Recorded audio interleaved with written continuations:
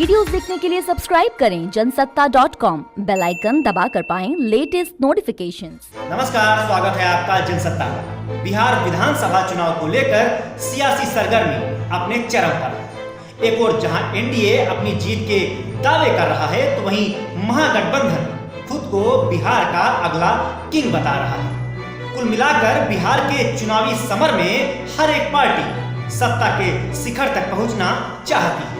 ऐसे में एक पार्टी जिस पर सबकी निगाहें टिकी हैं, वह है मुकेश साहनी की विकासशील इंसान पार्टी यानी कि वीआईपी। एनडीए में सीट बंटवारे के बाद बीजेपी ने अपने कोटे की 121 सीटों में से वीआईपी को 11 सीटें दी। ऐसे में सवाल उठता है कि आखिर बिहार चुनाव में बीजेपी के लिए क्यों वीआईपी हो गए मुकेश साहनी? क्यों खुद को सन ऑफ मल्लाह कहने वाले साहनी को बीजेपी इतना भाव दे रही है? तो आइए इस रिपोर्ट में जानते हैं और समझते हैं बीजेपी वीआईपी का पूरा चुनावी गढ़।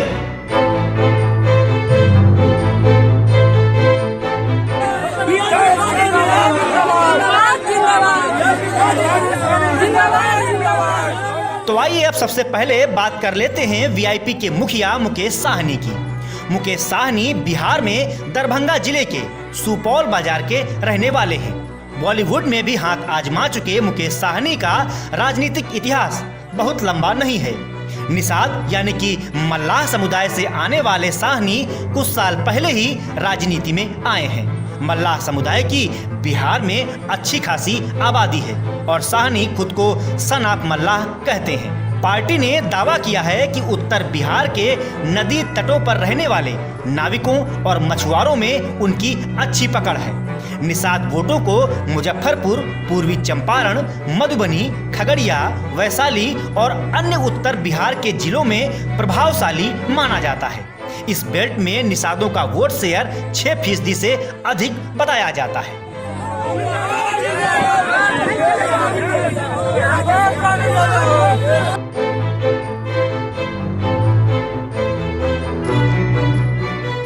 अब सवाल उठता है कि वीआईपी को इतना भाव क्यों दे रही है बीजेपी?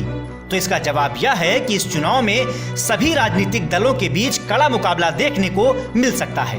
ऐसे में इस तरह का 6 से 7% का वोट बैंक कुछ सीटों पर बड़ा प्रभाव डाल सकता है।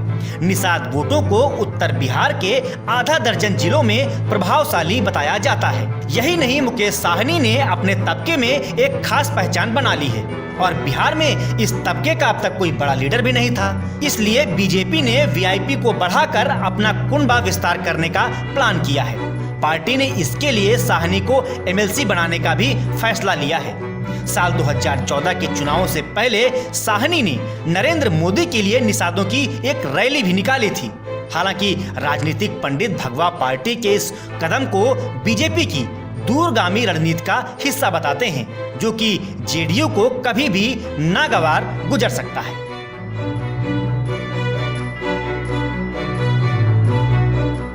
अब आइए फटाफट एक नजर डालते हैं मुकेश साहनी की राजनीतिक पृष्ठभूमि पर।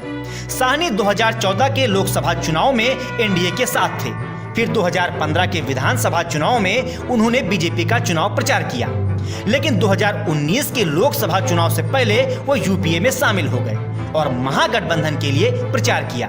फिलहाल अब 2020 के बिहार विधानसभा चुनाव में एक बार फिर से अपना रास्ता गठबंधन से अलग कर चुके हैं और एनडीए खेमे में आ गए हैं। बीजेपी ने उन्हें 11 सीटें देकर एकाएक चर्चा में ला दिया है।